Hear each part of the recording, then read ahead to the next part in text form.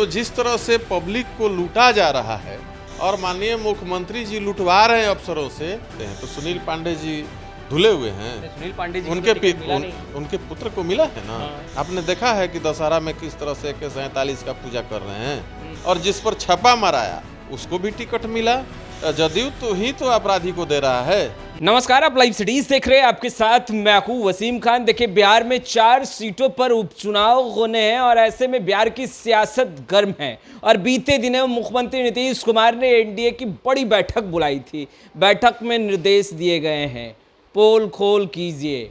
देखिए, लालू प्रसाद यादव, राबड़ी देवी के शासनकाल में जंगल राज था। युवाओं को बताइए, बड़ा टास्क दे दिया गया है विधायकों को, सांसदों को।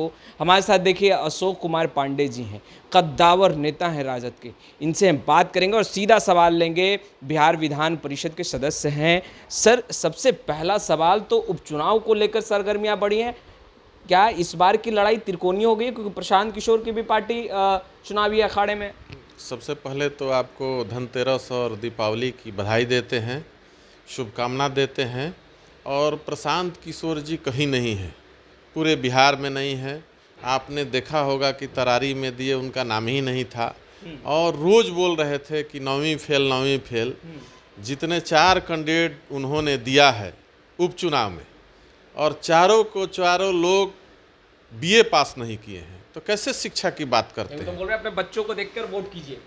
वो कैसे शिक्षा की बात करते हैं? कभी शराबबंदी पर कहते हैं कि शराब बंद करके हम शिक्षा करें, तो खुद शिक्षित को टिकट नहीं दे रहे हैं और दूसरे पर उंगली उठा रहे हैं। और 14 में माननीय प्रधानमंत्री नरेंद्र मोदी जी के साथ रणनीतिकार थे, और जुमलेबाजी उन्होंने जितना करवाया और फिर जुमलाबाजी करेंगे। नहीं, इस बार तो नया स्लोगन दे दिया चुनावी मैदान में, अपने बच्चों को देखकर वोट कीजिए, अपने बच्चों के भविष्य को देखकर वोट कीजिए। अभी तो बच्चों के भविष्य को देखकर दीजिए। तो तेजस्वी जी ने, आदरणीय नेता प्रतिपक्ष तेजस्वी जी ने जिस तरह से 17 महीने में एक विभाग में, शिक्षा विभाग में 70 दिनों में 2,17,000 नौकरी देने का काम किया, और वो मेरे पास था, आरजेडी के पास शिक्षा विभाग था। कहाँ मुख्यमंत्री जी कुछ कर पाए आज तक? आदरणीय लालू प्रसाद जी के बारे में कल ही आपने कहा कि कल मीटिंग किए थे, नीतीश कुमार जी मीटिंग किए थे कि बताइए। तो 2005 से पहले आदरणीय लालू प्रसाद जी ने 7 यूनिवर्सिटी देने का काम किया।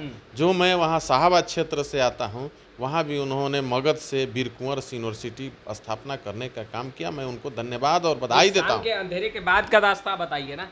शाम के अंधेरे के बाद क्या रास्ता है? अभी तो भ्रष्टाचारी बढ़ा हुआ है।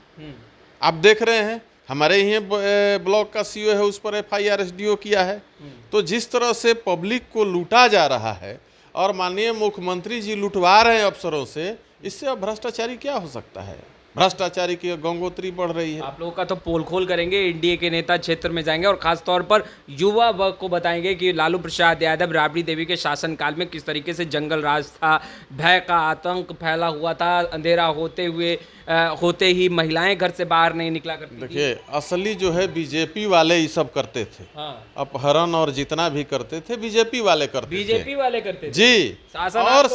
और जो है, आपने देखा होगा कि आदरणीय लालू प्रसाद यादव जी के टाइम में कोई भी दंगा नहीं हुआ। तो यूपी में जैसे आप देख लीजिए किस तरह से दंगा करके किस तरह से हत्या करवा रहे हैं, और कहा जा रहा है बुलडोजर बाबा है, बुलडोजर बाबा कहा रहे हैं।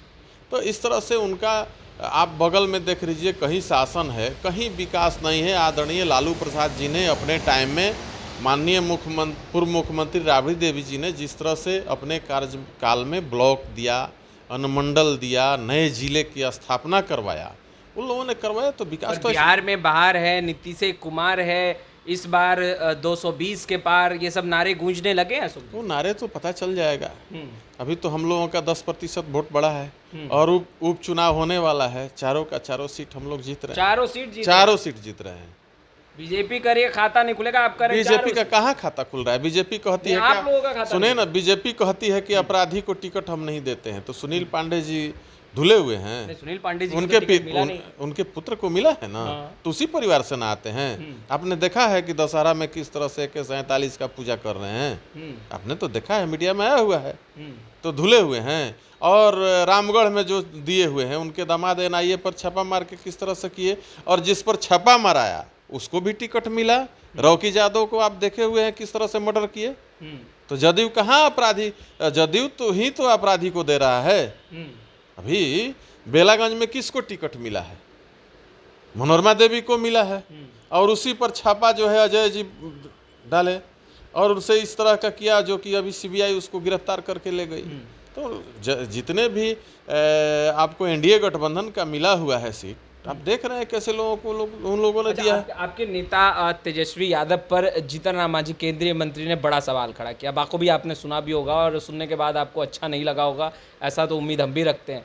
उन्होंने कहा कि तेजस्वी यादव शराब पीते हैं, और दूसरी तरफ उन्होंने केवल पीने की नहीं, तस्करी और पता नहीं और क्या क्या बातें उन्होंने कही। कैसा लगा अशोक जी सुनकर? नहीं, ये तो गलत बात है। किसी पर व्यक्तिगत जो है कहना, ये गलत बात है। हमें उनको कहें, और केंद्रीय मंत्री हैं, पूर्व मुख्यमंत्री हैं, आदरणीय हमारे नेता प्रतिपक्ष तेजस्वी यादव जी एक माननीय हैं, और उप मुख्यमंत्री 2 बार बिहार के रह चुके हैं। तो इस तरह का आरोप लगाना गलत है, और वो लगाते हैं तो ये ठीक बात नहीं है। मैं उनको नहीं हम कुछ नहीं कहेंगे।